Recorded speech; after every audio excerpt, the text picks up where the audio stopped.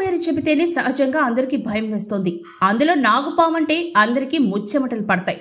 అలాంటిది ఓ ఇంట్లో ఏకంగా 1 కాదు 2 కాదు ఏకంగా 32 నాగుపాము పిల్లలు గుంపుగా ఉంటే ఆ ఇంట్లో వాళ్ల పరిస్థితి ఎలా ఉంటుందో ఊహించుకోవచ్చు.